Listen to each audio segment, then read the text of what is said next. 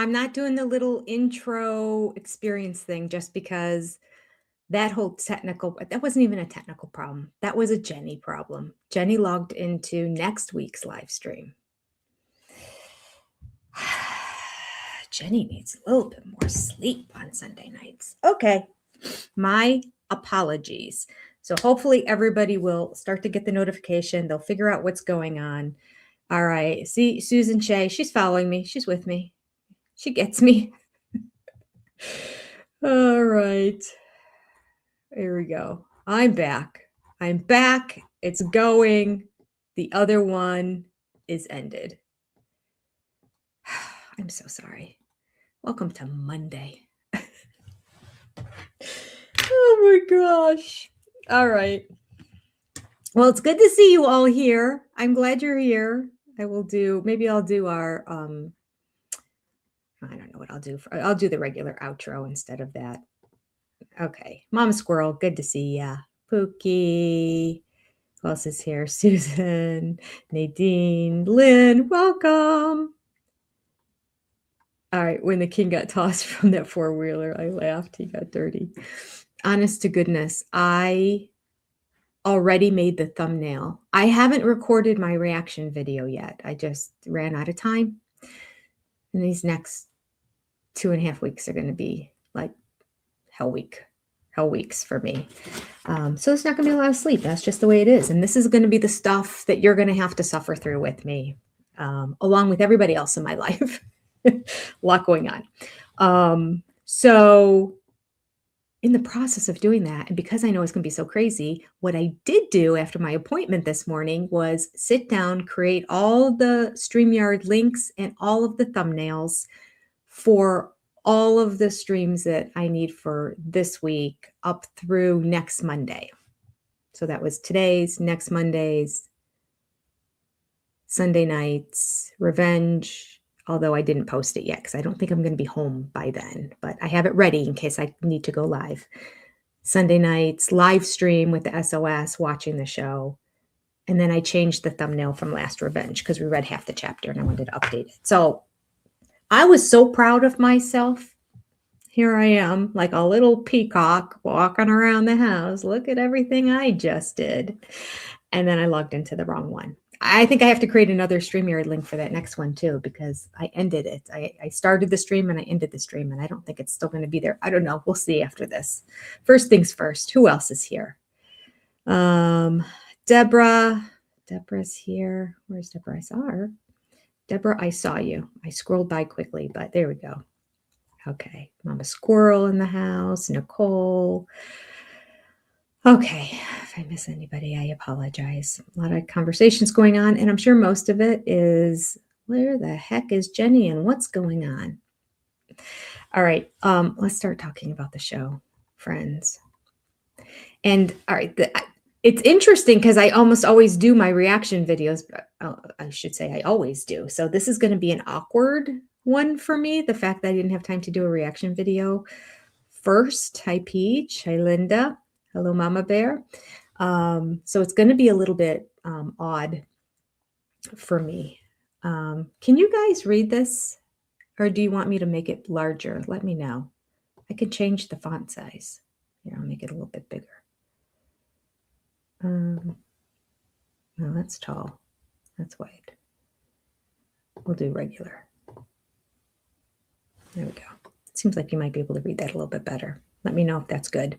I can make it even bigger, actually. Is that even better? Look, if any of you are senior area, you're in the readers category, although my sister's 2 years older than me. She doesn't even wear readers. And my brother's 2 years younger than me. He doesn't wear readers. So it's just me. But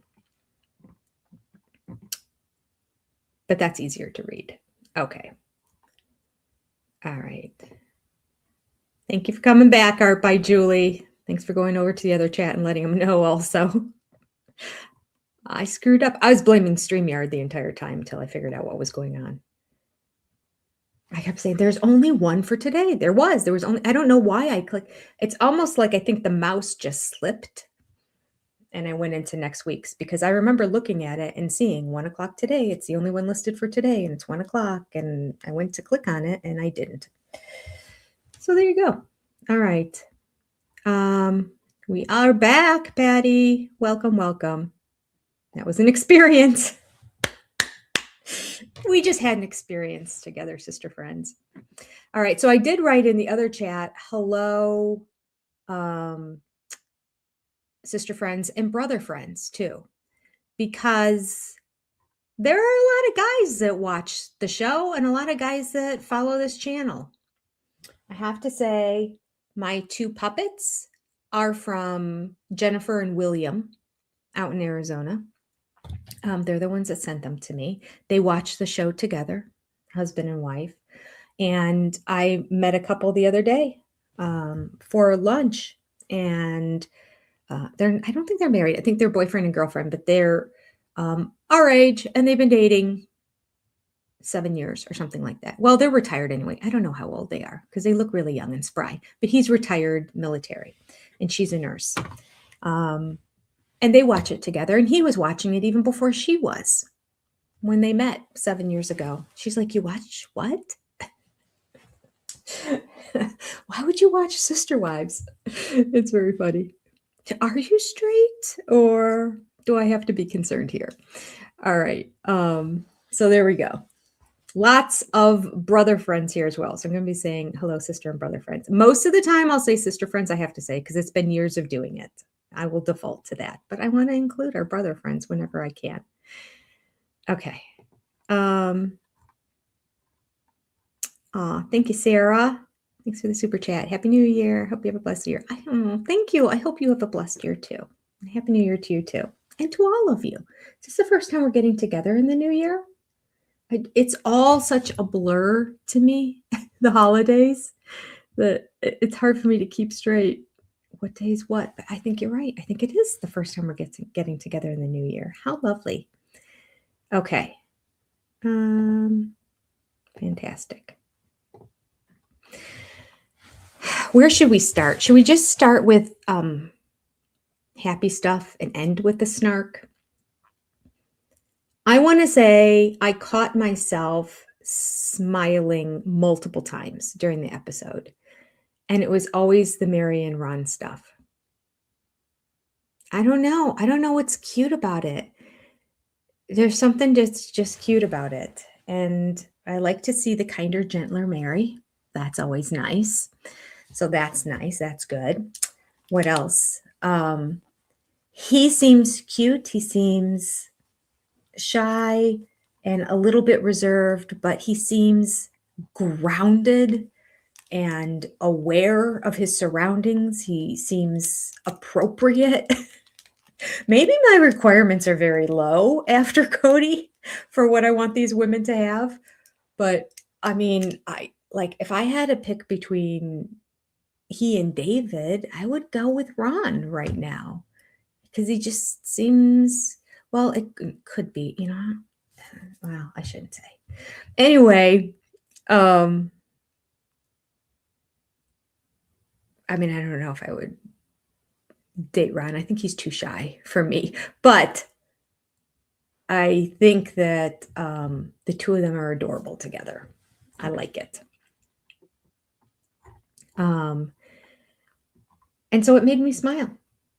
It did. I actually was getting bored at the Cody Robin scenes. I just remember at one point as we were watching it going, okay, next, I'm bored. I'm bored with them talking about how in love they are with each other. And then to me, it was like cut to Mary and Ron, who have genuine smiles on their faces as they're talking to each other. It gave me warm fuzzies after, so much awfulness on the show, especially in the past 5 years. It was kind of like, okay, I hope it works out. Last I heard, they're still together. Well, they were still together, at least as of October, because that's when the one-on-ones were recorded. We'll talk about that. So stupid. TLC. That's not a Puddle Monkey thing. That's a TLC thing. Dumb. I think. Maybe it could be a puddle monkey thing. Maybe they just told TLC that they have a timeline and they need the production crew to shoot something else. So they're going to wrap it up and do the reaction stuff all by October, and then they can air it whenever they want. It's possible. It's possible we can be hating monkeys again. It's possible. All right. So I just say that, you know, because we saw that she's still dating him in the one-on-one interviews. So I'm not 100% sure. Somebody said recently they saw something online with them together. So that's nice. Now, I did find interesting that what we saw of them together to us looks like their second date, but it's 6 months later since she met him from when they shot that. So they probably shot that pretty much near the end. Yeah. I don't know. Yeah, I don't know the timeline. They won't give us timelines. And I get it. Sometimes they want to play with the timelines a little bit just for continuity if they want an episode to focus on a certain thing. But honestly, I am a left brain linear person. I would prefer everything to just be chronological. That's just me. Yeah.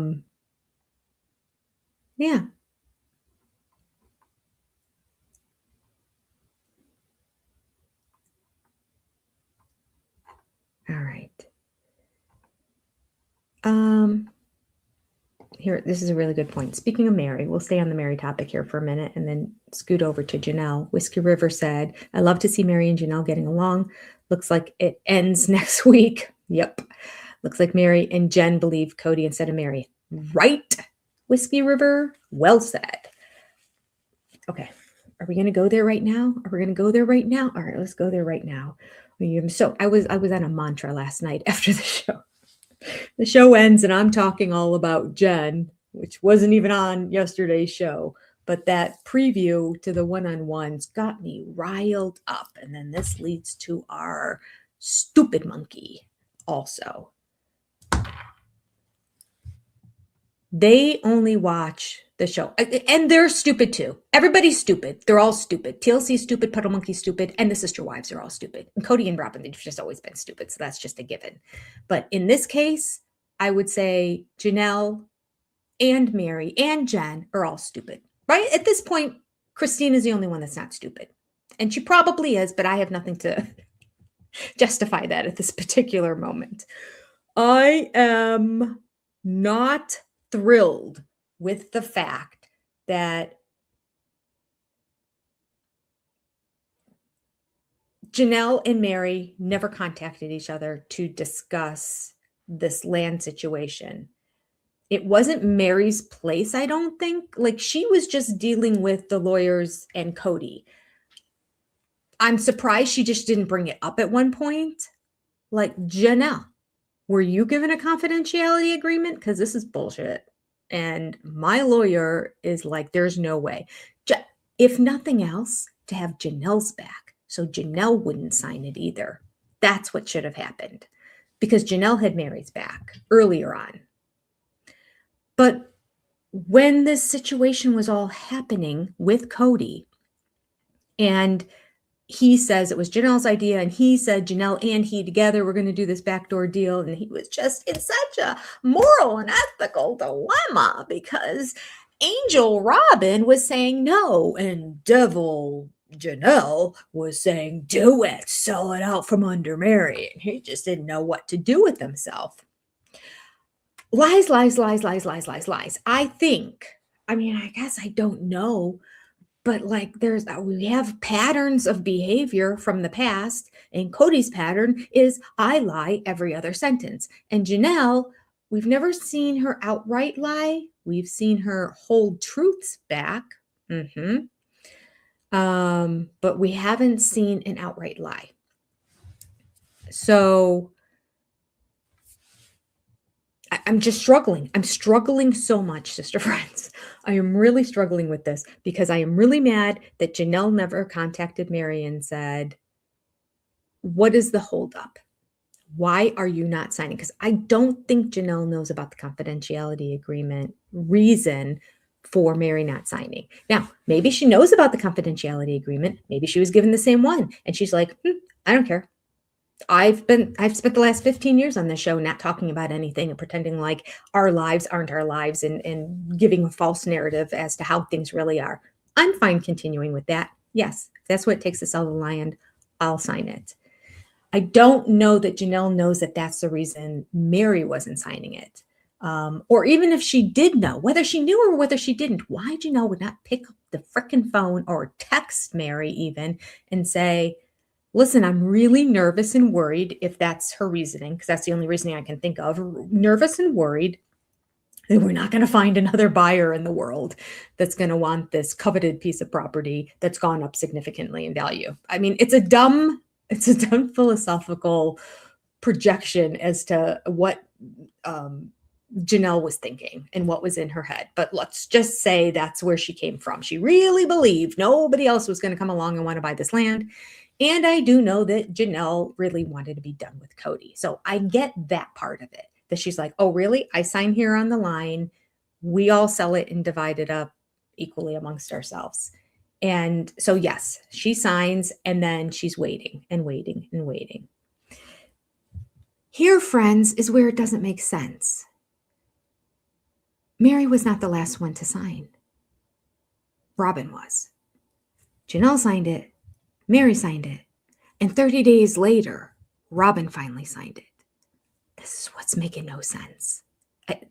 This story is so messed up and discombobulated that for someone with a brain like mine, I'm struggling because I'm trying to make sense of something that's not making sense. And it's largely not making sense because Puddle Monkey, idiot, doesn't give us all the information.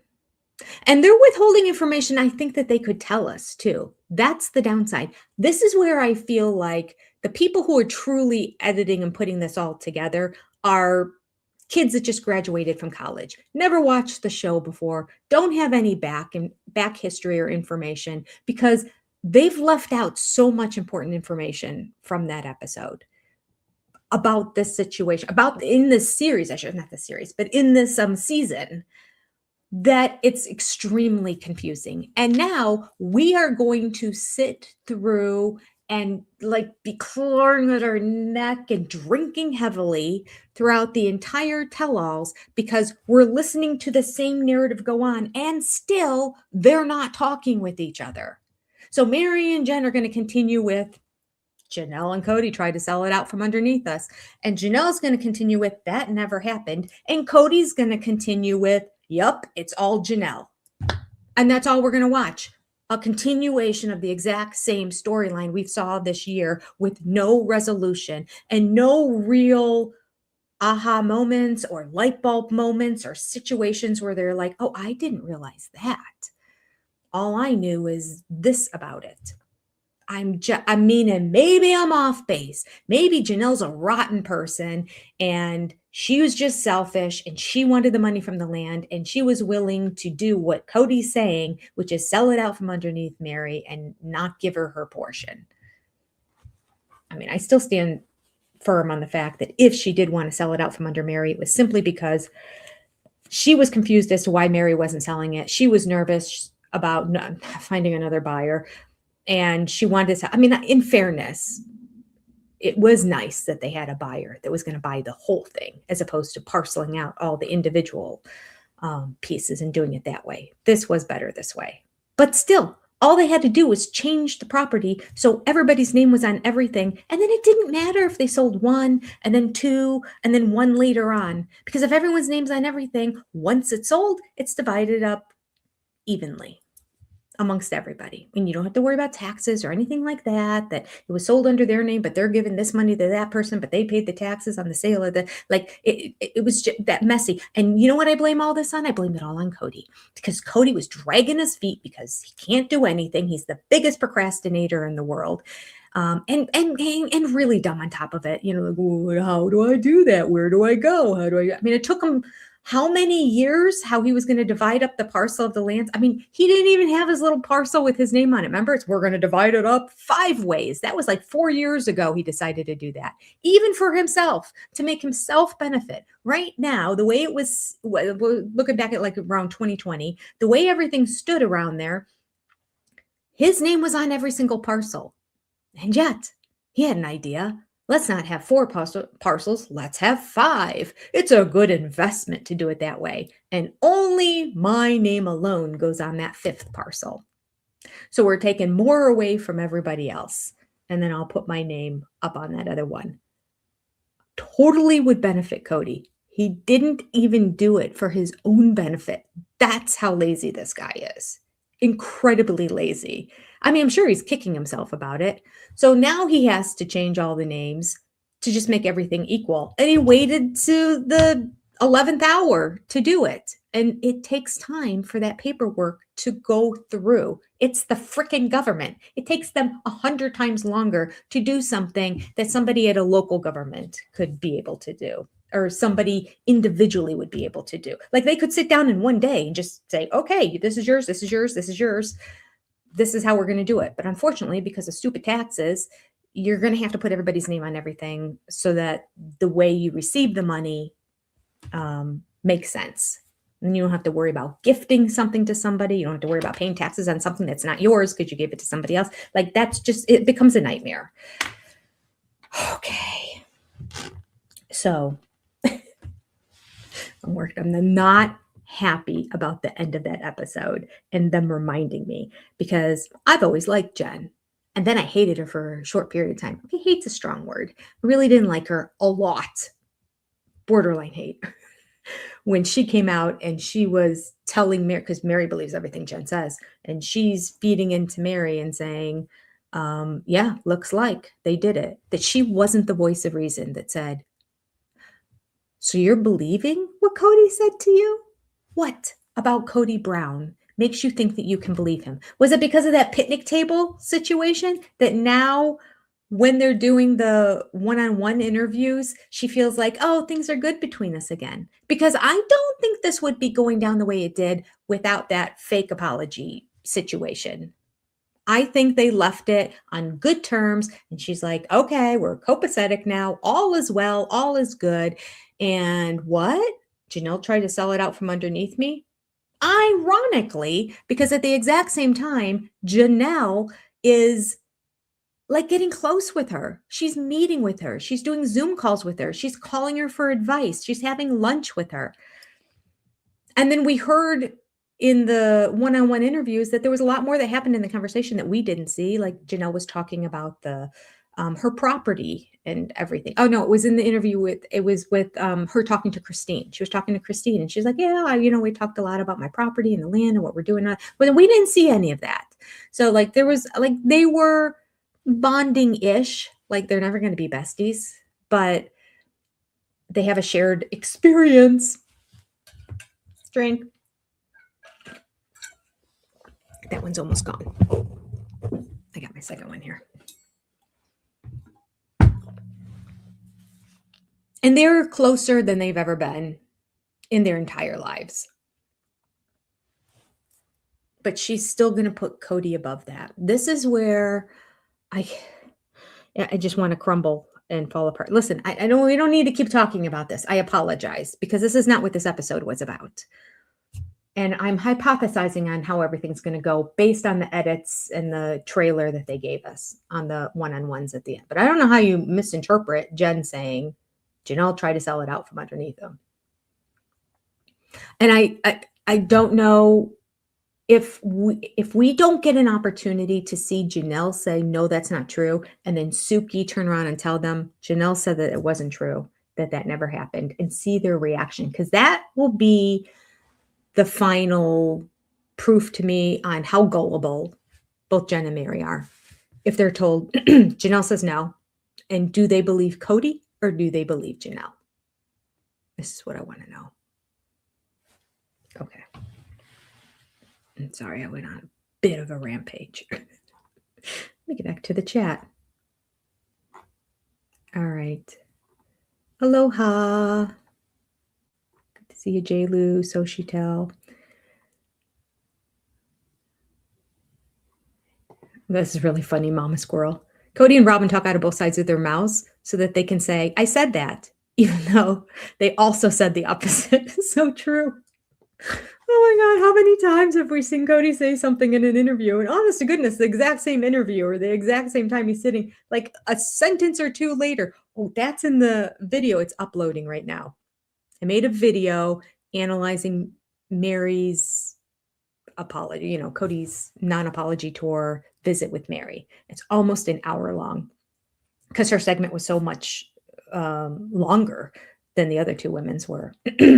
More than double is how long, how many sentences Cody had, where he wasn't just talking about stories or talking about like hello or whatever, but his actual thinking he's doing an apology.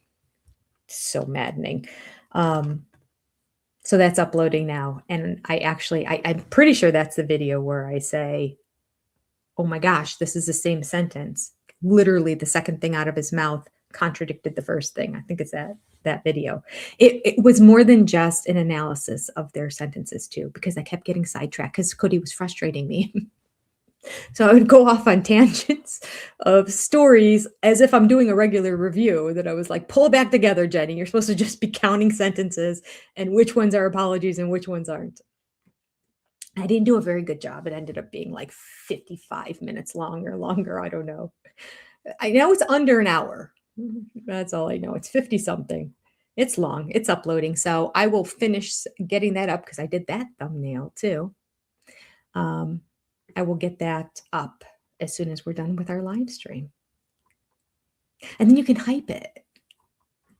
You can hype live streams too, but you have to wait until they're done processing after it's ended. So it's a bit of time after it ends before the hype button pops up. And everybody tell me, is anyone else not having the hype button all of a sudden? It's not really a button per se, but like hype is not an option. I'm going on like 3 weeks with no ability to hype anyone's videos. I don't know why. I did hear that if you don't like it first, like somebody was talking to when the hype button doesn't pop up for you, and there's the obvious, you've already done 3 in the week. I've literally only done 3. The first week I started doing hype, I hyped 3 different people's videos for them, and that was it. I've never seen the hype again. That was over a month ago. Don't know if anyone else is experiencing it. I hope not. I hope you can all hype my videos. If you want to, you don't have to, but I appreciate it if you do. All right. Kathy says, now they want to make Janelle the villain. No one is buying that.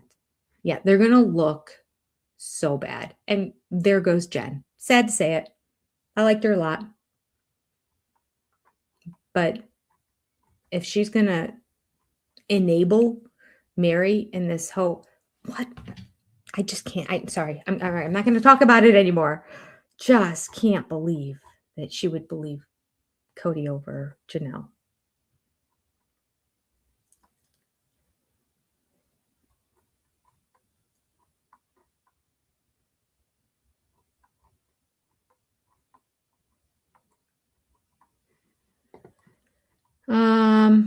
YouTube is my time machine, said I hope they get to at least watch the full season before the tell-all is filmed. I hope so too.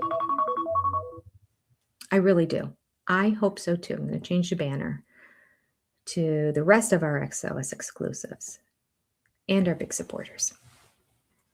I think they do, even if it's not in final edit. I think they get, because they see every episode ahead of time and they get it before the final edit. So they get it pretty early on. So they may get them, it may be before final edit, but it'll be like close to the end. I can't imagine that they would make them do this without watching all of the episodes. But, what do I know? Paige, good point, Paige. I swear if they don't talk about the NDA, I'm going to lose it. Oh my gosh. So will I. If we talk about, I don't know, foosball. Wait, I was going to say ping pong. Wait, what's it called? Not racquetball, not tennis.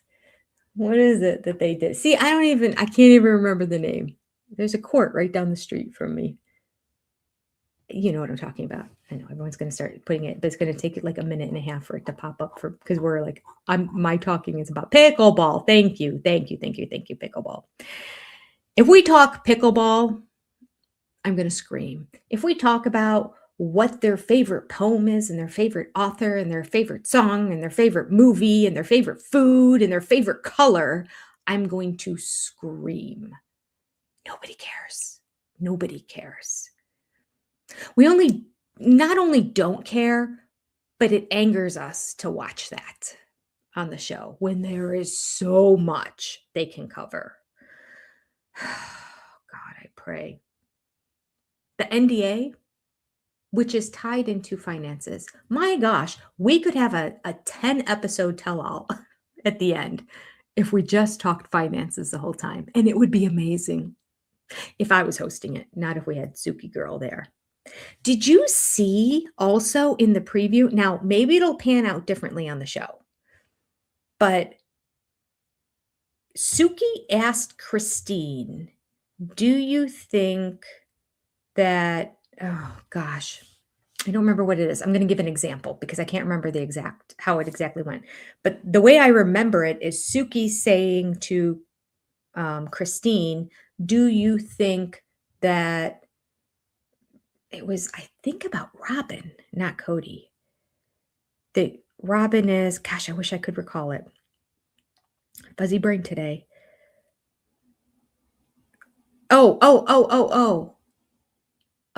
Submissive.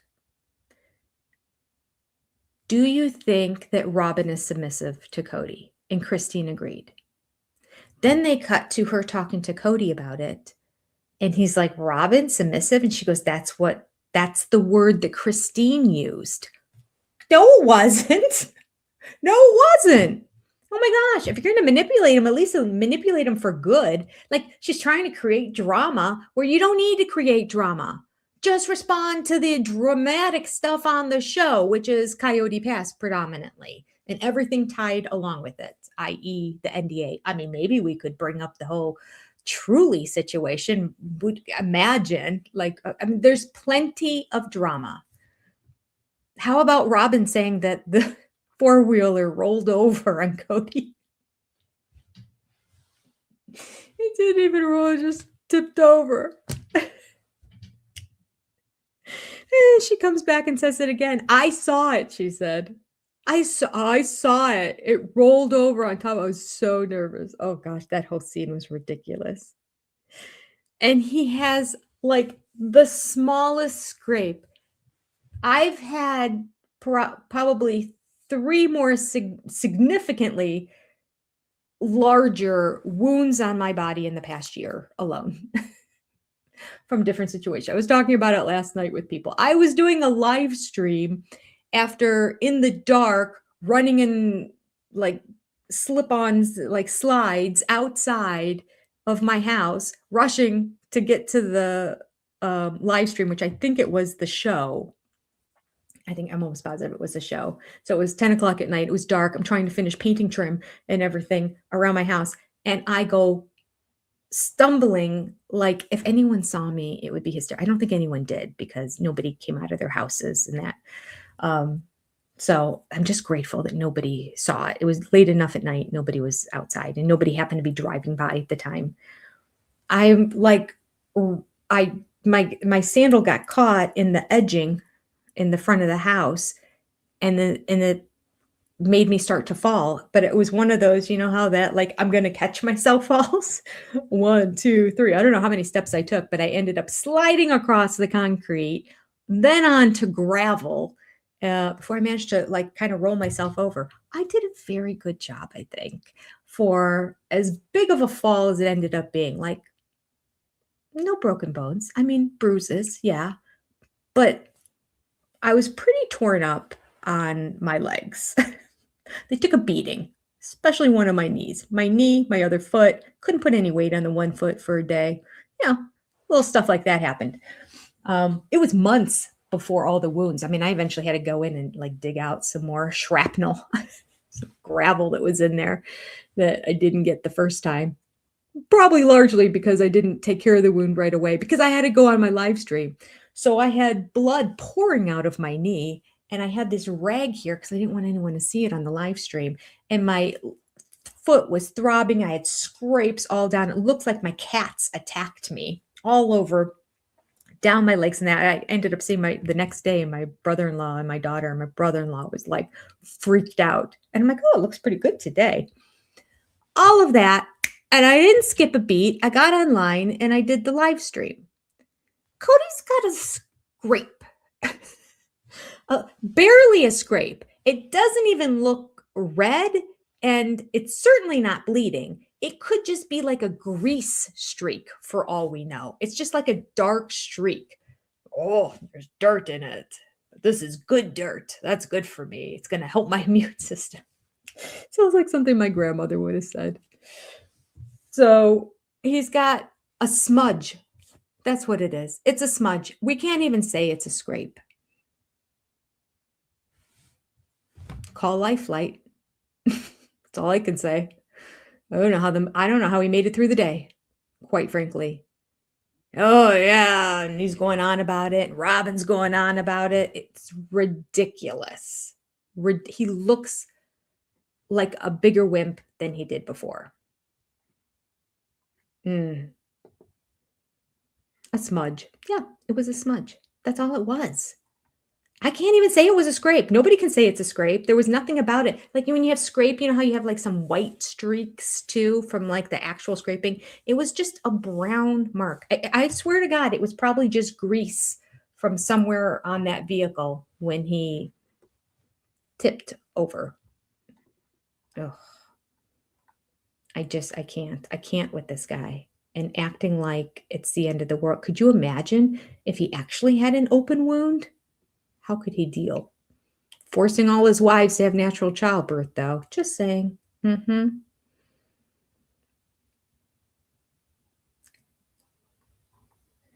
right.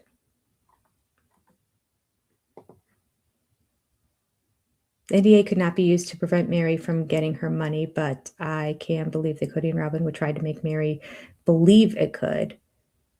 But she had a lawyer.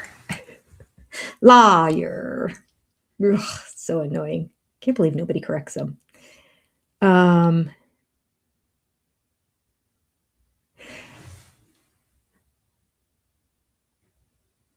Right. The NDA would not prevent her from getting her money. I think this is a situation. He was holding the NDA over her head to get her to, it's flipped. He's holding the property and her getting her money from the property over the head to get her to sign the NDA. Once she signed the NDA, she was going to get her money. And I do believe she was going to get a quarter of it. Like, I think he had every intention of dividing it up equally. I mean, he had to. There's cameras rolling.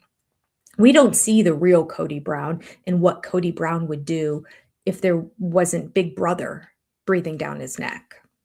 We're getting the Cody Brown whose mama is sitting next to him, watching him the entire time, who's sitting in his classroom, but he has a full-time aide next to him, forcing him to behave. That's the Cody Brown we see.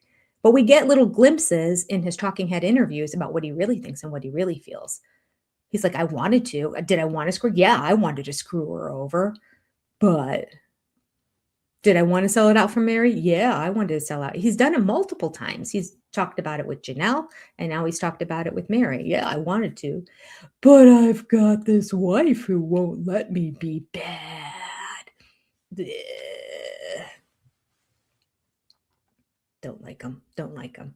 So he wanted her to sign the NDA. She wouldn't sign the NDA. So they weren't selling the land. And he wasn't, and it wasn't divided up properly either. And because it wasn't divided up properly, which is his fault because they were just waiting for the paperwork to go through. So it wasn't divided up properly and they were waiting on that. And he convinced Janelle, let's just sell it out from under Mary because she's just dragging her feet on all of this. And he admitted himself when he was talking to his friend Brian, he said, so Janelle had this idea and we were going to sell it out from under Mary. And then when she agreed to the agreements, we would divide it all up equally. So like not until you sign the NDA do you get your money. And maybe he did the same threat with Janelle and she's like, okay. In which case I'm so proud of Mary because I do not want any of them to have an NDA. And I'm scared that possibly Janelle does. Because last season, she was amazing. She was really speaking her mind and not holding anything back last season. It was great. And then we get to this season, and this Janelle, I can't identify with. I don't like her. I don't like this. He's nice. And her and, where do I have some notes? Her and Christine talking about Cody. Oh, you met with Cody. How'd it go? Yeah. Oh, it was fine. Yeah, it was fine. Christine's like, the fact that he said that I did love you. Did you see Janelle's face on that? I might put that on the video when I edit it. I caught it. I didn't talk about it last night, but Janelle's face seemed to kind of drop. I think Janelle may have thought she was the only wife he said that to. I really did love you. And then she knows how much he complained to her about Christine from jump, never liked her. And for Christine to say, he told me that he always loved me. I think that really got Janelle. I don't think she was happy at all with that situation. I think she thought she was special. I think she thought, he manipulated her and he won again, as he did their entire marriage. No, you're the special one, but don't talk to anybody about this. Keep it on the download. This is our little secret.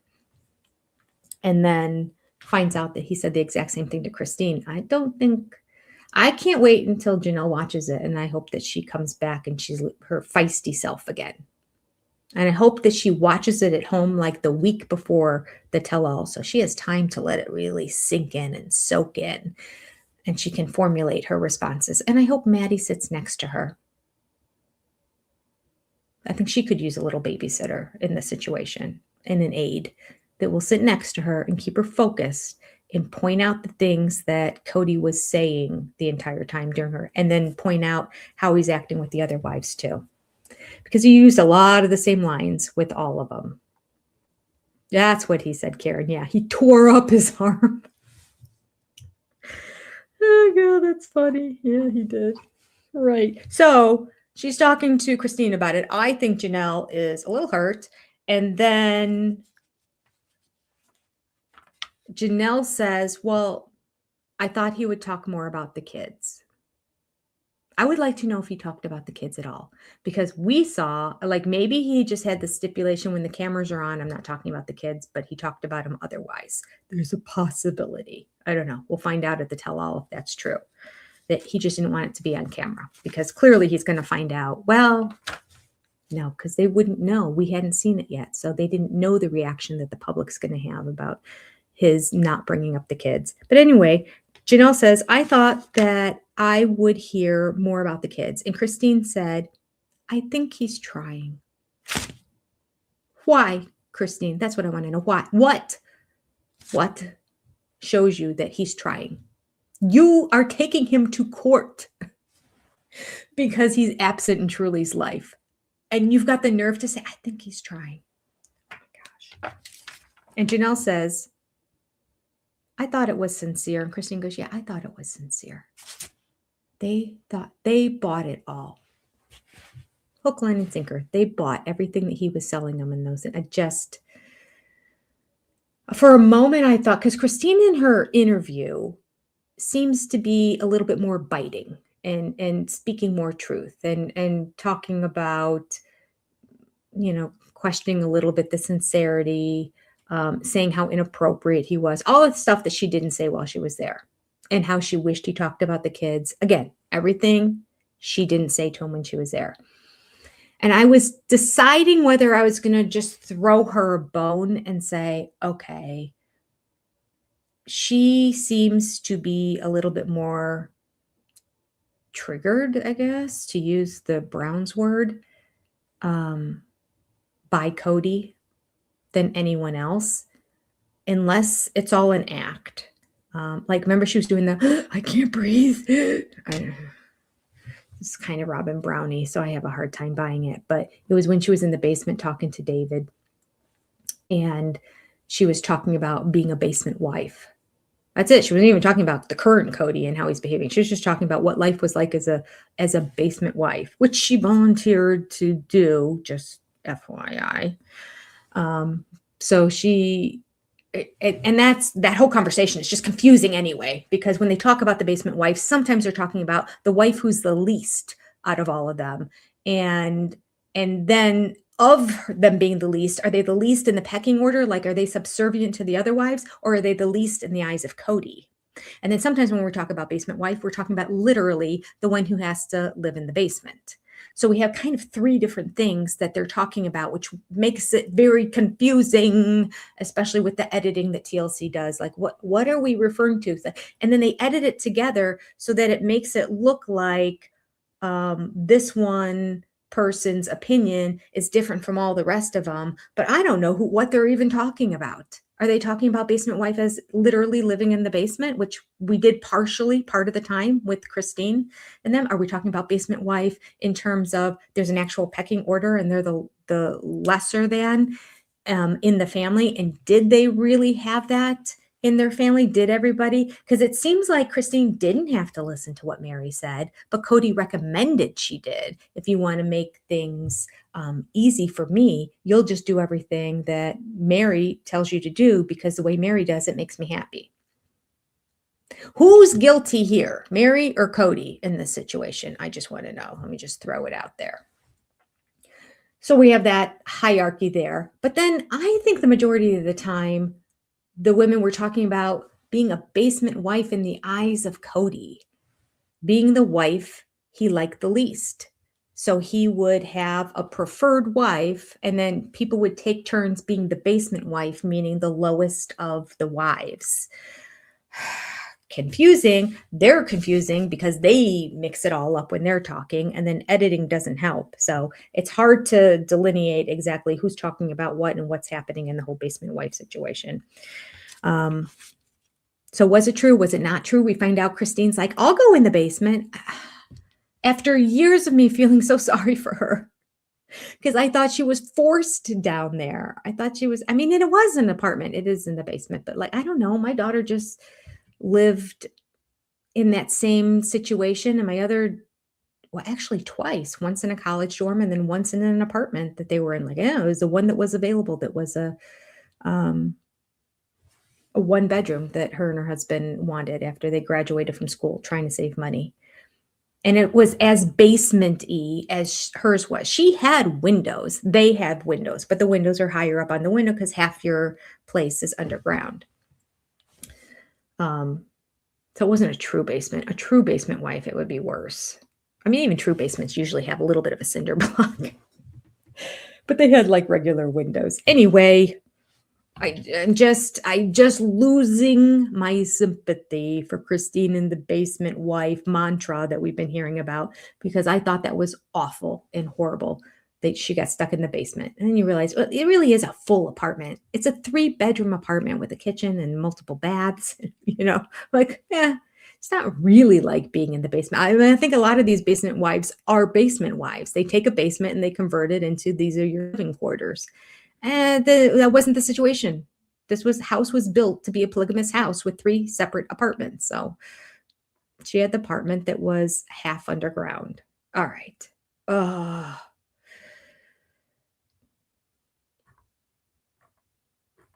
Okay. I'm going to look at the chat here. I'm sorry. I'm going off because a lot of things were bothering me in this episode. And yet, I found myself smiling through most of it because I did enjoy the Ron and Mary stuff.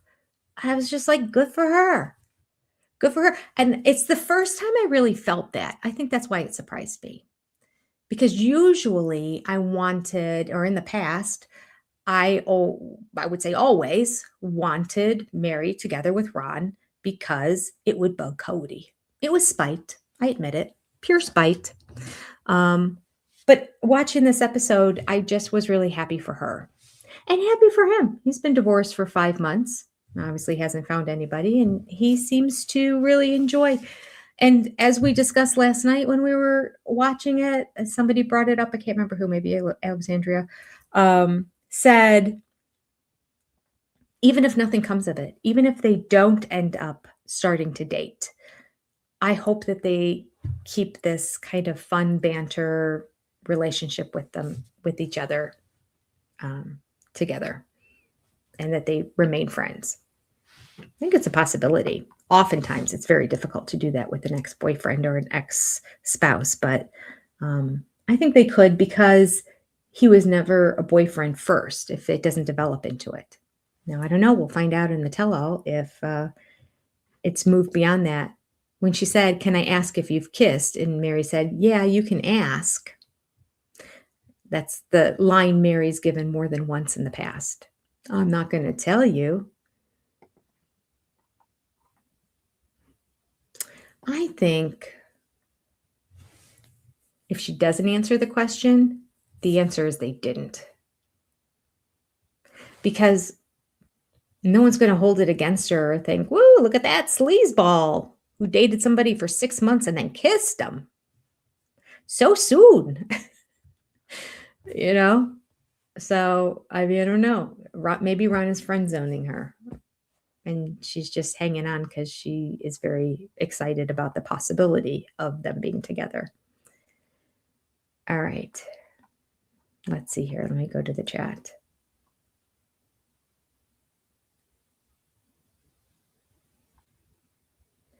Dawn, that's a good question. Apparently, there's been some chat back and forth about the court case and Christine speaking on it.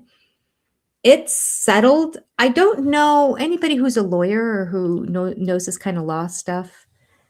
I would imagine you can put a muzzle on people and say, "Okay, it's settled, and now you can't speak of it." Just like when there's settlement cases and there's money involved, nobody's allowed to speak on what the dollar amount was. And I think that the ramifications for breaking that are significant. So one isn't going to screw up and leak any of that information. So it is possible. But if that's the case, I'm just saying I would like it if they came out and said, there's a gag order. No one's allowed to speak on it. There was a court case. It was regarding, truly, this is what the court case was regarding. It either got settled or it went to court. Like either they settled out of court or it went to court and it ended. And now there's a gag order out and they can't talk about it. That I would be not pleased, but I would be satisfied with that outcome. I would be okay. Just like life. Sometimes things don't go your way, but at least we would have the information to know this is where it is and this is why we're not going to talk on it anymore. We can't. And I'd be like, all right, stinks, but moving on. But instead, we are all acting like it's not happening. And it was happening at the same time of the show. It was all settled before. Let's see, the book just came out, right, in September? It was settled before the book came out, wasn't it? I'm pretty sure. So definitely by the time the tell-alls happened, it was settled. I don't know. Just nobody has a gag order that says that they can't mention that there was a court hearing or something like that because it's all public record. So anything that's public record, let's talk about it. Please. Puddle Monkey, TLC. No more frickin' pickle tennis ball. I want no more pickles. No big dills.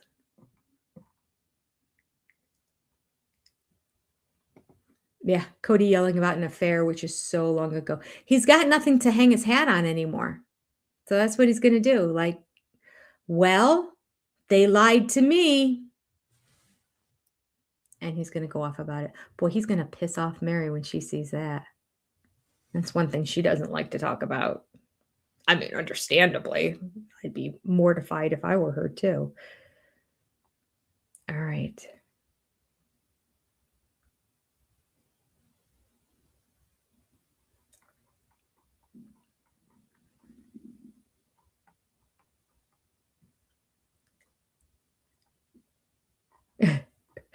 Truly's like, Cody who? Oh, itchy thetans. Okay.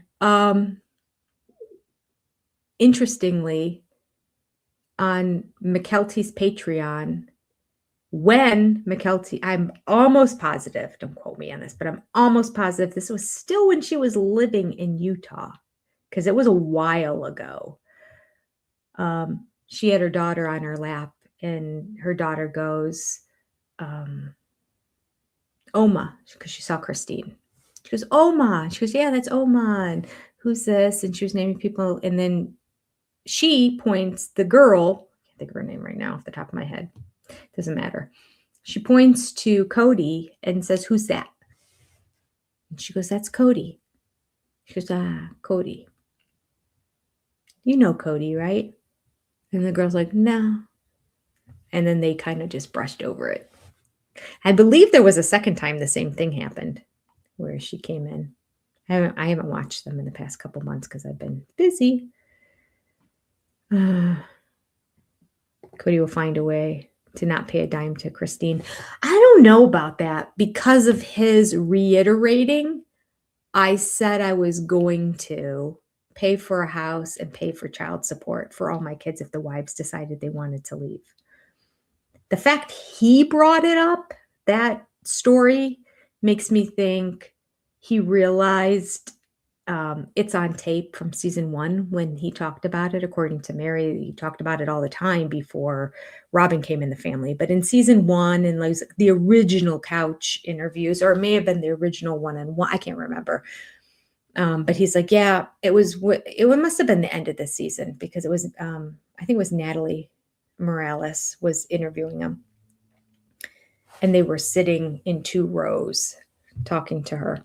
I can picture the scene, but he gave that whole, and Christine was next to him and he touched her leg. You know how it's so annoying when he does that. He goes, if she wants to leave, I'll be like, okay, see that house down the road? I'm going to buy that for you and you're going to live in there and I'm going to take care of the kids and our family is still going to be together. So because it's on tape, I think he brought it up again because it probably came up in court. Like, oh, we actually have footage of him talking about what he said he was going to do. And if we need to, we can call in the other sister wives, not Robin, but the other sister wives, and have him talk to, well, actually Robin too, because she was there to hear that. That would have been good, right? Okay, now there is some riveting television. If we could see a court case where Robin gets called into court to say, did Cody ever say if a wife left, he would pay for her house and child support? She would be dripping sweat. Oh, it would look like she just came out of a swimming pool because there's no way she wants to admit that because she'd be fearful that their money would go into not even back child support, but just paying for child support now and buying a house now for them. Okay, can we talk about that? The fact that Mary says in the tell-all that all of the profits from the sale of her house was given to Robin. All of it. Oh my gosh. So Mary had to rent her house in Flagstaff because all of her profits that she had, she gave to, because at first Robin was renting. They were all renting at first. No, not Christine. Christine bought hers because she said she couldn't find anything to rent because she wasn't going to buy the massive mansion that Cody ended up buying for Robin. So Christine ended up buying her house, which ended up being a great thing in the end. But yeah, no, she was in 2 rentals. And then the second rental became the one they bought in the end. And so they were already in Flagstaff. Mary would have had her money, so she didn't have to rent. She could have bought something, but she didn't want to buy anything because she wanted to be on the property with everybody. At one point, Mary was renting in like an apartment downtown. Do you remember that? Or was it Janelle? I think it was Mary. They just touched on it briefly. And I think it was Mary because Mary liked the active life in downtown Flagstaff. You know, downtown small town. But But compared to up in the mountain where she liked, having access to the restaurants and um, shopping and everything, just being amongst people and doing things, which makes sense because she didn't have kids that were living with her. So she really enjoyed that. And then she ended up with the big house up there. She went through 3 houses, actually. There was the one where the neighbors didn't like her, and she had to leave that one. Then there was the other one that had the elevator in it. And then there was the one she ended up with. Okay, let me get back to the chat. I'm all over the place. I apologize. Let's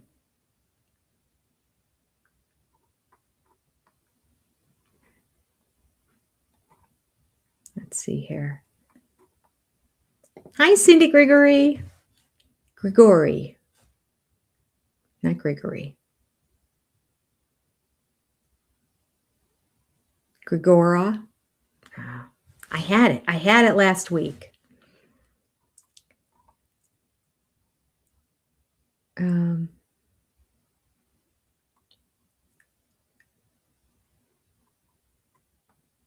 Kathy said, I saw an old clip of TLC India where Truly was little. Cody asked for a hug, kiss, or anything, and she said, no, thank you.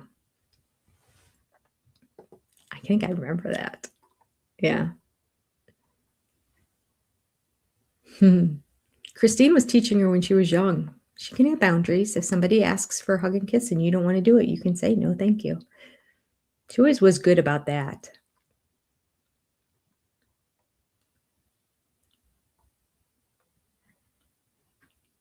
Nicole says that Truly needs to become a medical doctor, 12 years of college and support and child support from Code. That would be appropriate. Yeah, just pay for her college and then have her go get like a high level specialty. It takes a couple extra years to do that too.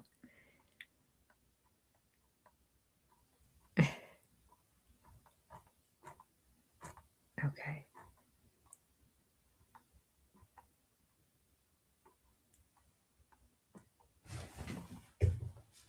Oh, somebody pointed out here. Here's a good point. Sally House.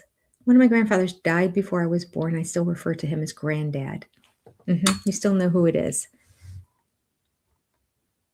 So it's really both McKelty and Cody's fault when you want to be honest about it. Cody's an absent dad. He's not around, so she didn't know who he was.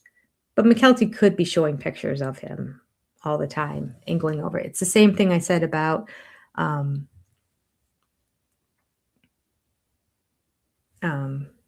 Robin. I'm trying to think of the situation. Oh, it was during COVID and the whole Christmas thing and how they had to do it on Zoom because their kids are forgetting who her siblings are. And I'm like, well, are they dumb? Like, why are they forgetting? My in-laws live in Alaska. Alaska.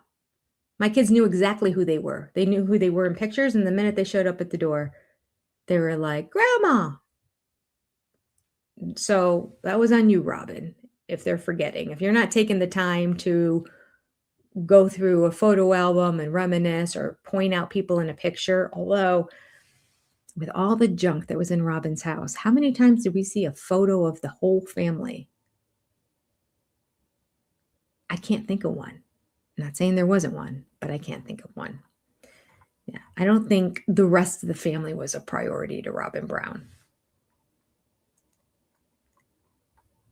Mama Squirrel, you're naughty. That's all I'm going to say.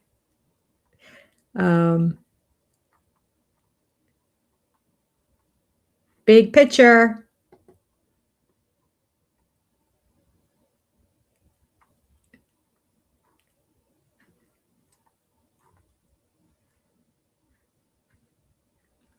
Right, Lynn, we talked about that too.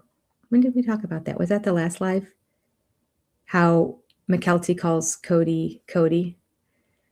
And Maddie does. Now, Maddie does out of utter, I don't want to say utter disrespect, but out of a clear indication of separation, that I do not see you as my father anymore. You're not behaving as a father figure.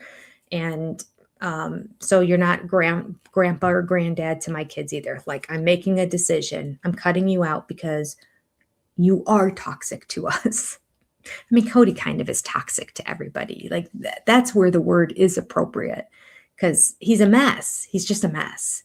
You don't have 10 to 13 kids not speak to you and you're the one in the right and they're all the ones in the wrong, which is what he thinks. Like he creates it.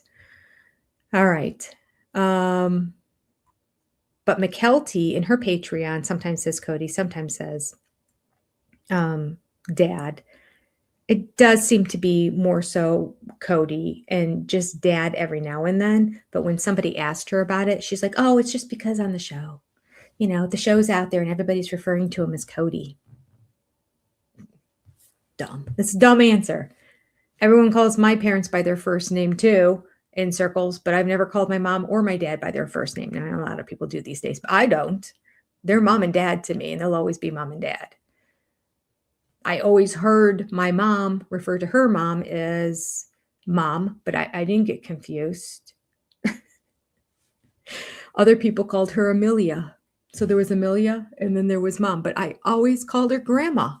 It was not confusing to me, even though everybody else around me, besides my two siblings, everybody else had a different name for them. Or Aunt Amelia, if my cousins were around. Like, excuses. Excuses, McKelty. It's not because there's a show and you hear everybody calling him Cody.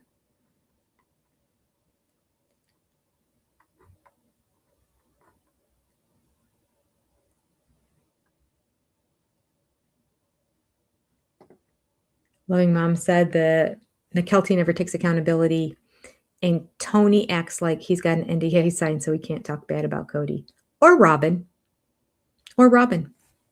But it's true. He won't say anything negative about them. He will like shake his head and put his hand on his forehead a lot. That's like the movement that he does a lot to block his face when he's laughing at the times that Cody's inappropriate or mean or wrong or like anything negative about Cody. He just kind of like covers up his face and he finds it funny.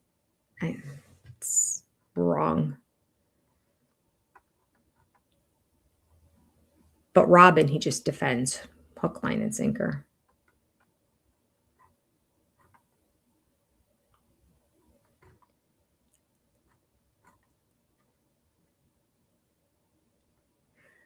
I don't think he signed an NDA. I think actually McKelty spoke to that once that they didn't have an NDA.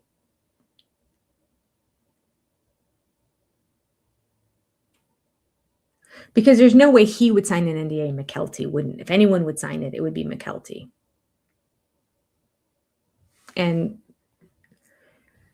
depending on the way the wind blows, sometimes she'll speak up and say negative stuff about Cody. Other times, not at all.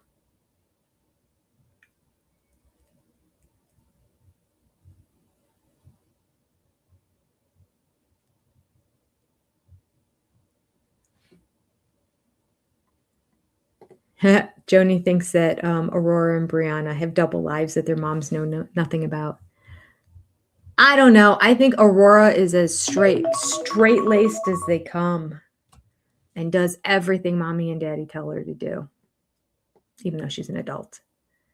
Now, Brianna, I don't know about. She's out there. She's very confusing to me. I don't know about her at all. All right, I'm going to show our Keep the Lights On level supporters. And while I do that, I am going to pull up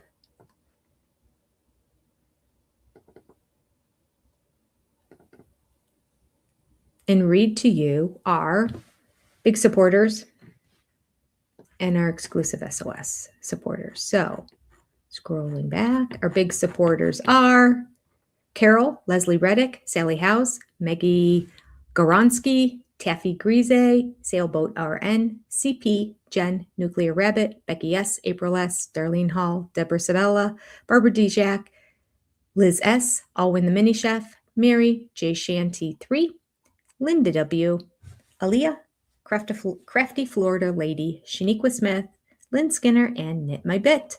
And our SOS exclusive supporters are Linda Merman, S. Castle, Elizabeth Rafferty, Cindy Diller, Kendra MP, Kenya Pinheiro, Lisa F., Holly Jones, Unesthetic Life, W.A. Russell, Kitty 1838, Kim Halper, Shanna Banana, Libby Sher, Palomi Chowdhury, Monica Nilsson Solhos, Katie Wellahan, Bertie K, Carol Annie D, Oli Moly, Star Wills, Lisa Elmer, Pam's Crafty Heart, Libby Sher, Janet Ebert, Steph Stevens, Edel Sodell Peterson, I'm Your Huckleberry, Alyssa 1704, Laura Gruber, Patricia, Yankee Ghost, Tracy's Fractured History and more, Kimberly Beckstead, Lavender Vanilla, S.L. Wynn, Jane Morgan, Oceanborn, Lisa Ochino, Amanda Scott, Joni C., Carita 30, Lisa Gasca, Joni C615, Anonymous, LED, Echo Gilman, Christine Werhope, Lean, Living an Eclectic Life, Cindy Gregory, Laura McWilliams, Dee Dee, I went too fast, there we go. Dee Dee, Steamfrog 99, Pinky Tusk, J. Lou, Jennifer Harmon, Marie Lingham, Evie, Stacy G, Karen Perks, Guild Virgo, Shotzi's Peace, Marsha Cooper, Diane Almeida, Farron, Amy D, Lindsay B, Lisa, Xochitl Amarillo, Carla Colson, Alexandria Swan, Rain Lady, Sarah Lewis, Marie Crabb, Waldo's mom, Danny Towns, Ms. Lita, Ladybird's mom, Donna Redmond, Jessica Denham, Kaylin. All right. Thank you for your memberships. Thank you also to the Keep the Lights On level members, which are scrolling down below. I appreciate you all. Let me get back to the chat. Okay.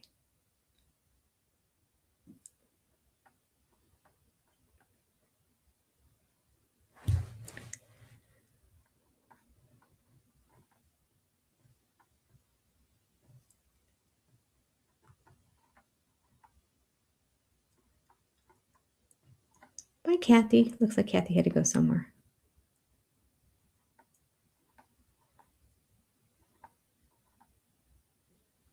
Brianna's ear too.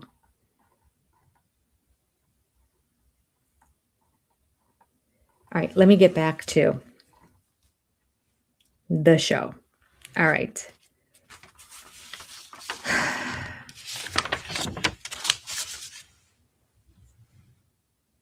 Cody does an apology for Robin. Really? Really? Oh. He's treated her like a queen this entire time. And then he has the nerve to say that the other wives were so mean to him and so horrible to him, and he apologized to them like he gets a cookie. And then goes on to say, and then there's Robin, who's been loyal and faithful and not saying anything that, well, you've given her everything. Just wait until you can't give her all that she wants anymore, because you have siphoned money from all the other wives for years so that she could have whatever she wanted. You gave her the status of favorite wife from the moment she came into the family. And now she's only wife. Is she going to care that much anymore? I don't know. All I can say is she's stuck. She's absolutely stuck, because she said on camera, and she said to her daughter, and she cried when she did it, that God spoke to her and said that Cody was her soulmate. So she either goes against God or she stays with Cody the rest of her life, which is just kind of sweet how that ends. She did a better job in this episode acting like she liked him, because she doesn't seem to really like him that much. She really doesn't. I mean, you can't say that it's that she's shy either, because she didn't look shy. She was all over him. Before they were even married, they're on the date, and she's leaning over the table and touching him and all like he's acting towards her now. That was her at the beginning, all into Cody, giving him hugs while he's doing the dishes, all touchy and that. Now he goes to touch her and she's like, yeah, get away. I don't think she's that into him, but she put up a good act this time. I mean, a fair act. It wasn't a good act. It wasn't like, wow, she really likes him.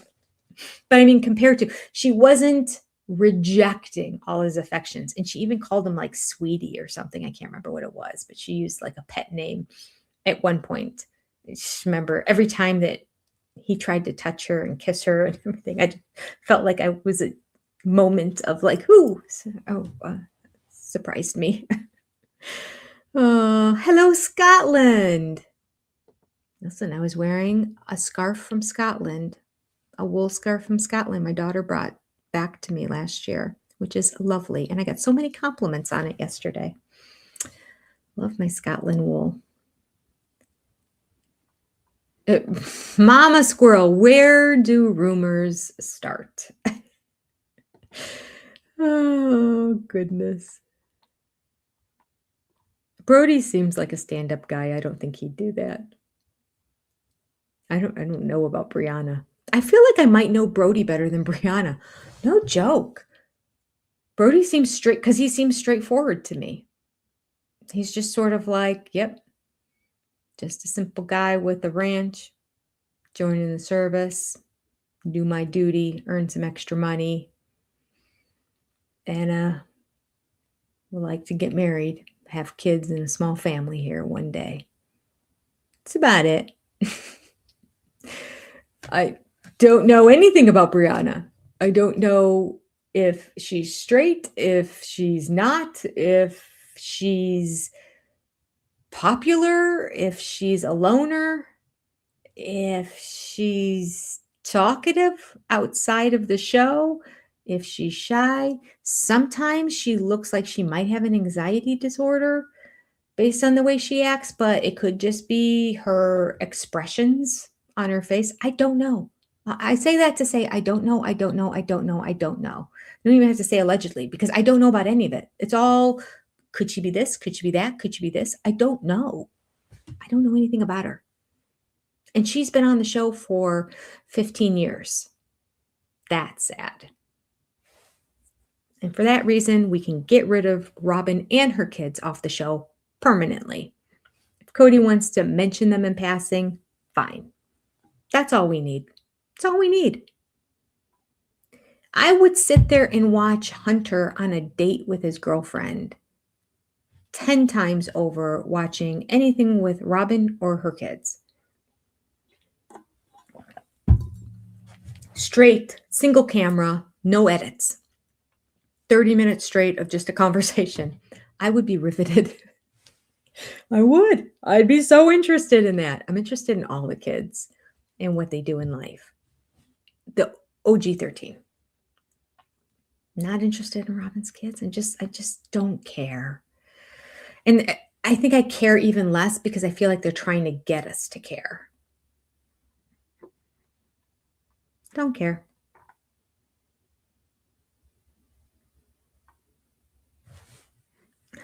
Vizabot said, I hope Ari is the daughter that Robin deserves. I think she's gonna be. I think she's a little spitfire. She's very controlled. You can see in these interviews that like, did you hear that, Ari? We're not going to be able to go to Coyote Pass anymore. And she's like, oh. And then there's like the overacting of, I'm so sad. Whereas before that, when they're like, we sold Coyote Pass, she's like, yeah, that means we're not going to go there anymore. All right. So, Ari. And then she goes into character of like, oh, yeah. So she's still controlled by them, but she's young. Like at that age, you should be controlled by your parents. They should be monitoring your behavior and controlling it in an appropriate way because you're not old enough to make decisions on your own. But it looks pathological in the way that it happens with them. The fact that she can have a reaction and then she's told, do you want to try that again? And then she has a whole different reaction. That's not a healthy, safe environment, Robin.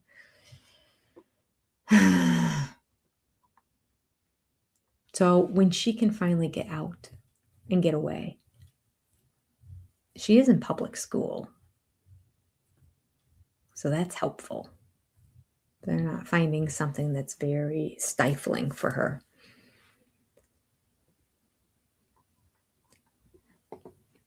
I mean, Lynn Skinner, from your typing fingers to God's ears. She writes, maybe Brianna's knocked up in hiding. That would be quite the story. Okay. All right, let me look at my notes here.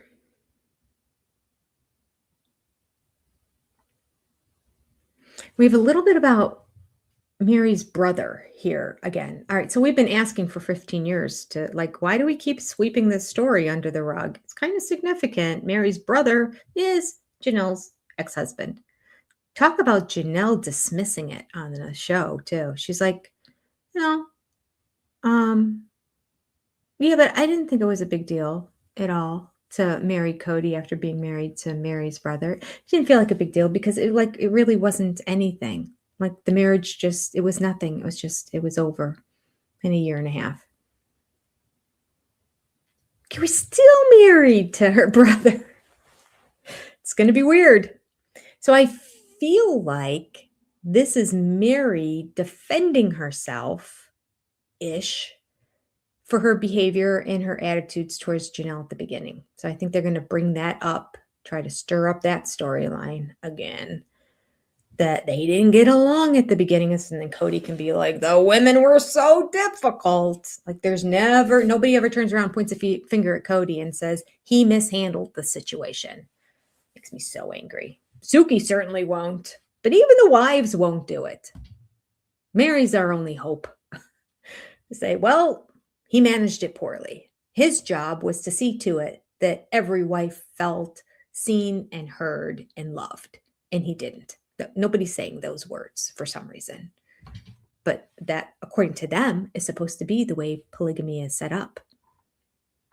So who's lying on the show? Well, they're all liars, so it's a hypothetical question. All right, Anonymous thinks that it felt a bit off with Ron and Mary. They met at a dating event, but have been friends for 6 months and keep saying they're in no rush to date. Then what's the point? I think because they don't live close to each other and he's got children and another home in Florida, even further away, that it's likely that he was in Florida for a long time. Because people go to Florida when there's snowbirds, they go in the wintertime. And now her meeting up with him here for this is now in the summertime.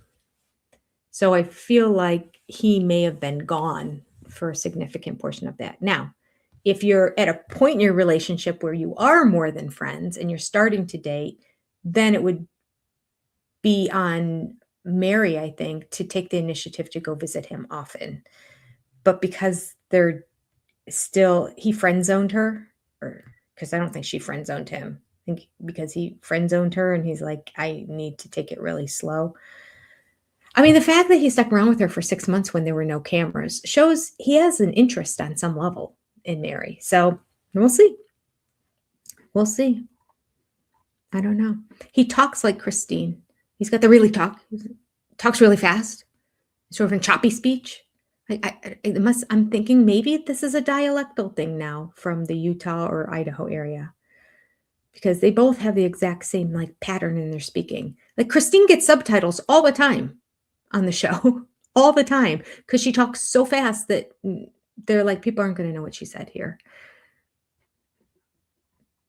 When she was drinking, everything was subtitled. Remember that?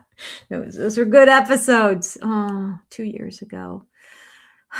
I'm hopeful, sister friends and brother friends. I am hopeful that we're going to get some of those talkback episodes again, because this season is so short, and that's like a mindless, easy thing to do. Set up a camera. They don't even have to be there. I don't think they were there for the talkbacks. I think that was a COVID thing that they did. Set up your camera. We'll test it out with you in that, and then you just sit and you start watching. They did the first episode and the last episode. I would say do every episode and keep it going all the way until the next season begins again. But first and last episodes. It would be amazing. So amazing. I'd love it. Trish says, when the money runs out, Robin is gone. Oh, 100%. She's not sticking around with a poor Cody. No way. The money is the only thing to her that makes him attractive, because she clearly is repulsed by him, as we all are. It's understandable.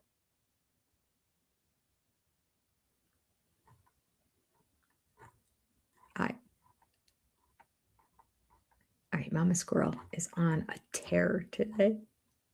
She's so naughty.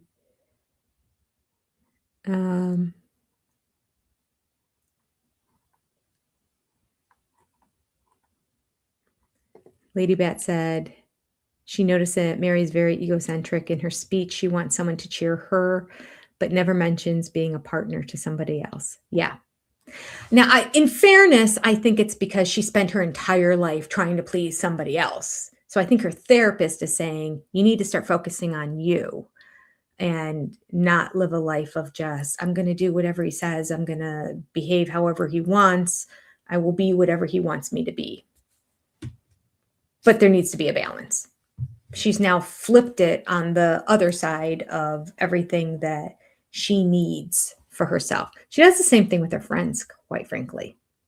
Talks about her friends a lot, about what they are for her.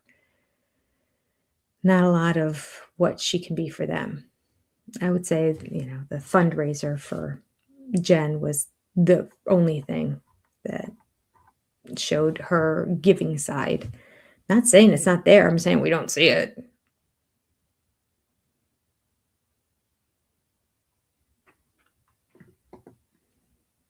Janelle's 10-year-old Turkish man sounded like it was a long time ago. Maybe it was when she was married to Mary's brother.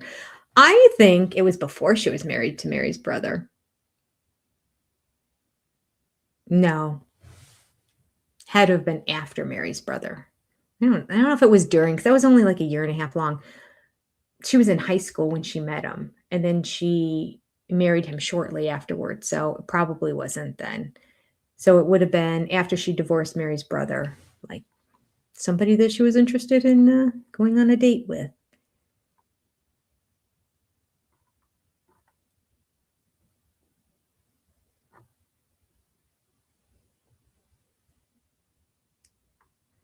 So Chantel thinks she does a lot for her friends, just not on the show. It's possible.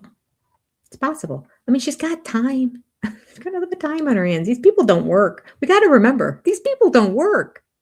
Oh,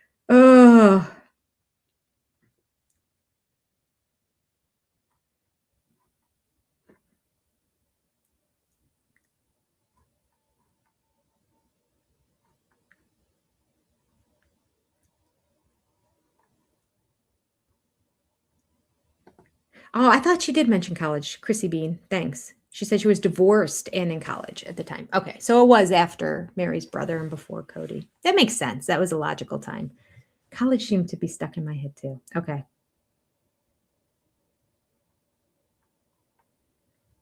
DC says Mary needs to heal herself and actually love herself. I think she is faking that she is wonderful. Yeah, I do too. I think it's a little bit of that keep sweetness that all three of them still have. But it's good. It's good. I think there's also a little bit of, I'm going to do this for the camera to show Cody I'm good. I don't need you anymore. A little bit of showboating that everything is fine, but like how much actual deep dive into themselves they do, I don't know.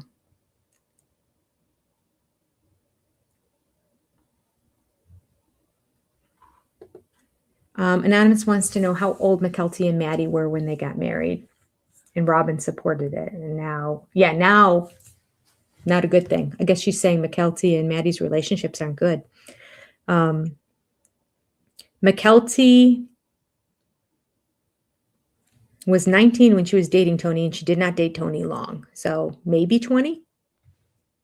And Maddie had graduated from high school and she was starting college. So again, 19 to 20.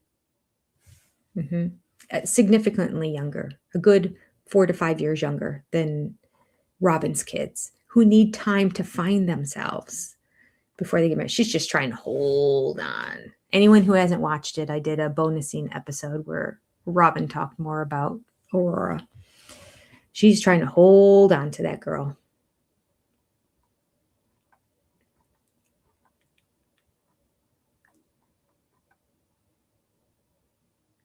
While we're here, I want to do a shout out to another content creator who didn't pop up in my feed. And then he sent an email.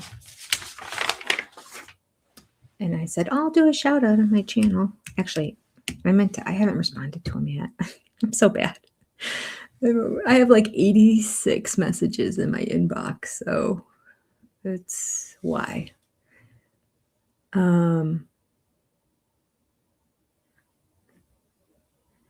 Let's see here.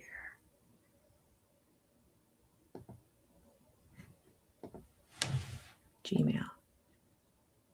He had a good channel. He does, you guys probably all know who he is.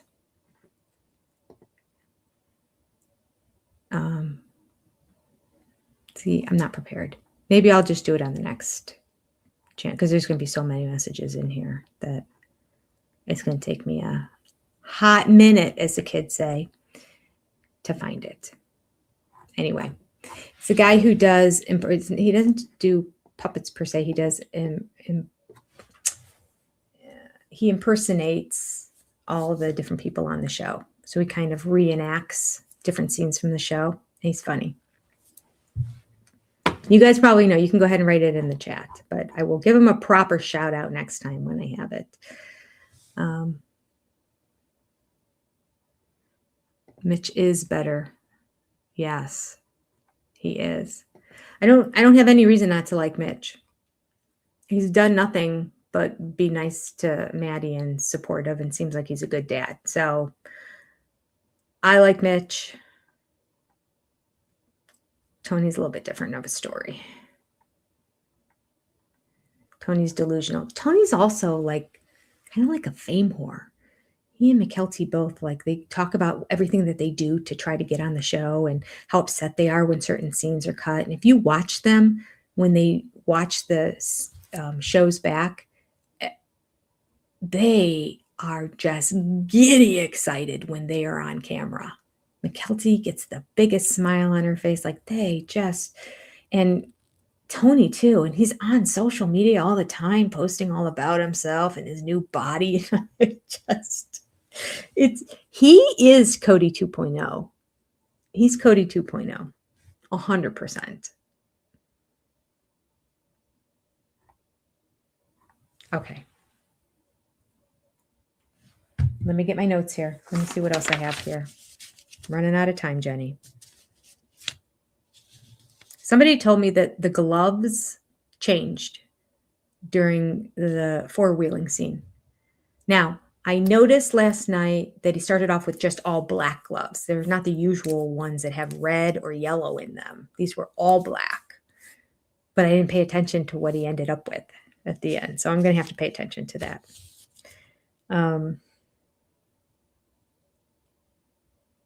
All right, can we talk about Janelle for a second and how happy she was after the release? Again, this is between that and Mary just being happy and Ron seeming normal. I just was pleased with this episode. Just pleased. But Janelle's like, I am free. I am free. She said it 3 times. I am free. She just looked so at peace. And Christine seemed surprised that she was so at peace. I don't know. She's the one that wanted to go do it. I guess maybe because Christine doesn't want to, and therefore she couldn't understand why Janelle needed to do this, and she didn't think Janelle was going to get anything out of it. So maybe that's where it comes from. Maybe that was where her surprise was derived from. But Janelle just seemed like she was joy. I'm so happy for her. And for her to say, I didn't realize how much I needed it until after I did it. I'm happy for her. And let's talk about a little deceptiveness on the part of the dumb monkey. It said In their own edits, in their own words, they write 2 hours later, Janelle comes out. 2 hours later. Now, I feel like Mary even said hers was like an hour and a half long. 2 hours later, she comes back out. And then she tells Mary, it was just really easy. It was just really simple. I went in there and they had all the paperwork already prepared. They knew what was happening. And so, yeah, I just signed it and yeah, we were done. I'm sure Mary's thinking, I was there for an hour and a half. How'd you get off so scot-free? I had more reason to get it than you do. 2 hours it took. So I'm like, thanks for lying, Janelle. You spoke to them for 2 freaking hours. And all you can share is, yep, they had the paperwork ready. I just signed it and went on my way. Not happy about that. I get that she can't share what's being said in there behind, but a general overview of how it went down. Or first we discussed my life and circumstance, or first they were just very kind and they were just wanted to know how I'm doing. And, like general stuff like that. Anything that would be positive for the AUB, I think she could have shared. And then they would have appreciated it too. I mean, kudos. It is a feather in their cap that Janelle said they had the paperwork all ready to go. They knew that this was going to happen. It was going to be fine. So that is good for the AUB. I mean, the AUB is obviously going to grant these because Cody has done nothing but besmirch the name of the AUB and make polygamy and this religion look like it's the worst thing in the world. So, all right.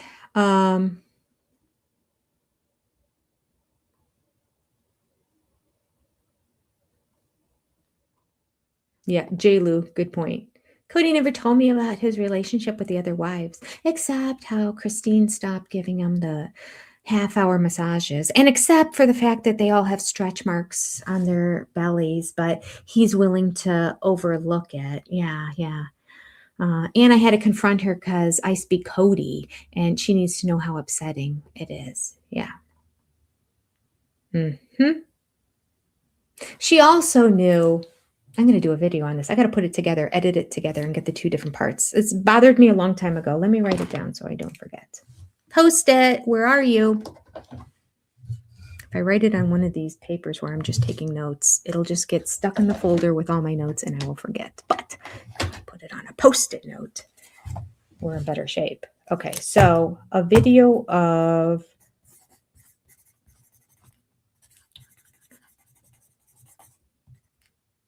Okay, where exactly was I going with that? Because we were talking about how Cody knows because Robin talks to him about everything. What was the thing that I just thought of? It's now gone from my mind. And, well, I'm just going to say Robin saying Cody doesn't talk to her. And when it comes back, I'll add it on to here. Because it always circles around and comes back. It just gets lost in the fish tank that is my head. The fish makes its way back at times. Usually.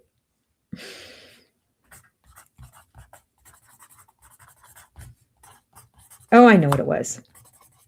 Let's see. Let me write this down here. Mary saying she didn't know about Christine. So, when Christine is telling everybody she's leaving, and Robin's crying and she's all upset, and there's this whole, she didn't know it was that bad, that she knew things were, a little contentious here and there, but she had no idea it was like this. And she thought everything's a lie. Was this whole thing a lie? Because I thought it was this beautiful relationship coming into this. And even when we first came in, I thought everything was great and everything was wonderful. I'm like, no, it was the early seasons when Christine sat down with her and said, listen, I'm having issues with you, but it's really not your fault. It's Cody. So I apologize that I'm taking it out on you, but we're having issues, right? Season 1, she's sharing, I'm having issues. Maybe season 2. I'm having issues with Cody. Maybe season 3. There was a baby. She had a baby in her arms, which was Solomon, 2 or 3, whenever he was born. So we're working through it and things have been tumultuous and whatnot. Okay. So let's cut to Christine leaves. And after she leaves and tells everyone she's leaving outside in the cold, Robin's making Mary sit. And they're talking outside. I think it was cold then. I don't remember. Most likely it was. They're talking outside. And Mary's like, I don't understand this. I don't understand who Christine is and what she's doing. And none of this makes any sense. I had no idea things were this bad. And Robin's like, I knew. Do you guys remember that? It was like this one little scene. She's like, no, I knew. And she's like, yeah, but that she wanted to leave in that. And she's like, yeah, it's been this way for a long time that she's wanted to go. Before you said you couldn't understand at all why she wanted to go. And then later on, you're explaining to her, I've known from years ago. That's the video I need to do. I got to pull those together because that irked me when I heard it. But I never really talked a lot about it, probably because there was a bunch going on in those episodes because Christine was leaving. Craziness. All right. All right. Is it? Oh, yes. Different Jeff. I think that is it. That sounds familiar. Yes. Shout out to Different Jeff. Very funny. He's got the skin band for Cody's head. He makes the cleft chin for Mary. It's good. It's good. He has good stuff. So subscribe.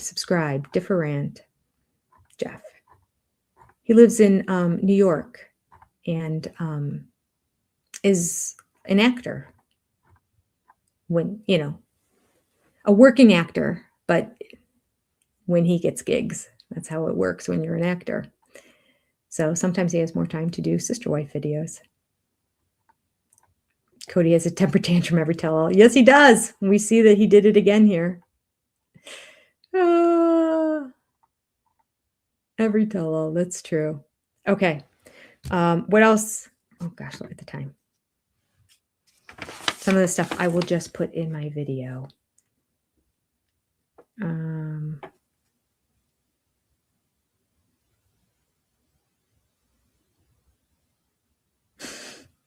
Robin saying that Cody had pretty good road burn. He said he tore up his arm and she said he had pretty good road burn. He's not even on the road. You're on dirt, powder, dust. It's like puffing up as you're going around. Pretty good road burn. Pretty good. I don't even think so. I swear to God, as soon as he got out of the shower, it was probably one little scrape this long, if that even was it. And it wasn't. Well, it all came off. Huh. Weird. It was grease. So then the dirt stuck to it. And he thought the dirt was stuck in his wound.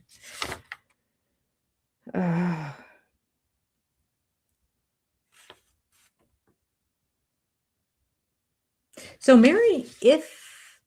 Mary's clearly attracted to Ron and she's letting him know. So it'll be interesting.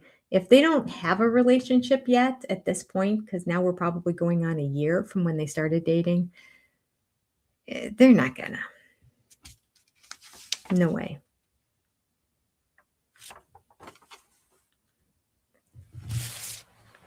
There it is. I tore up my arm. Look at that. I got a little bit of dirt in my wound. God, it's unbelievable. Oh. And then Cody, fishing for compliments, fishing for attention with Robin. He's like, so did you get nervous when I went down? Like I did when you went down? Yeah. So he's going to feed her the answer. Like I did when you went down? Because remember, I was nervous about you. So were you nervous about me? Their relationship is so bizarre. It really is. It's uncomfortable to watch. It's awkward. It's syncopated. It's just like, I guess that's what I'm trying to explain with Ron and Mary. Like, they just talked. They just talked to each other. And he even has like the Christine pattern of speaking, which is really fast. And then there's pauses, and then it's really fast. And then there's another pause. And even with that, and that being his speech pattern, it's much more enjoyable to listen to them talk to each other than it is to listen to Robin and Cody attempting to communicate, I guess is what we call it. I don't know.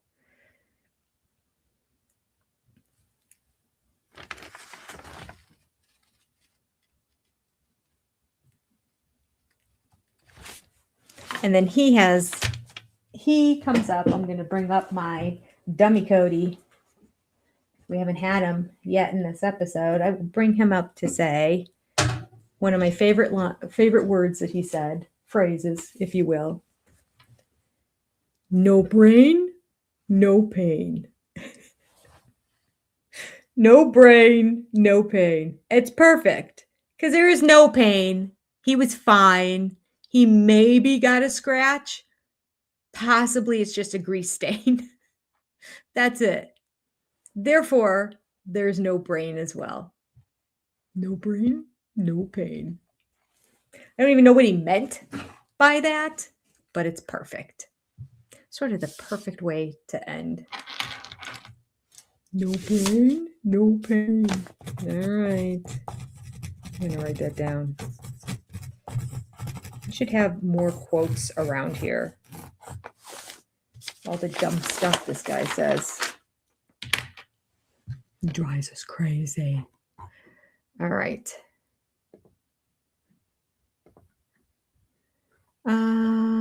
Okay.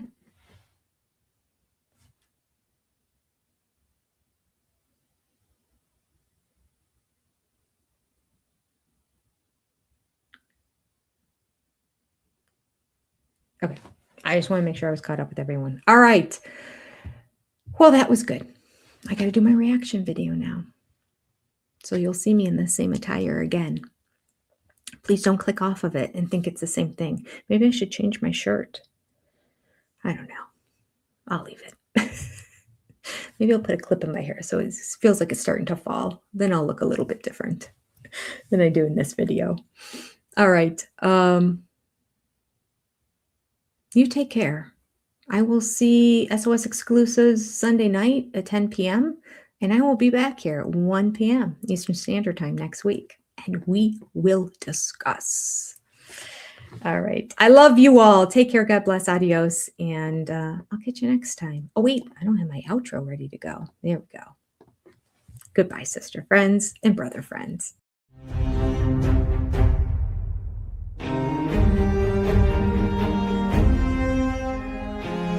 I remember when Sonny and Cher got divorced when I was 6, and it rattled me. I had a lover in college, and it was a little tryst. I was a naughty boy. I had a dirty thought, and I thought David and I should go on a guys trip together.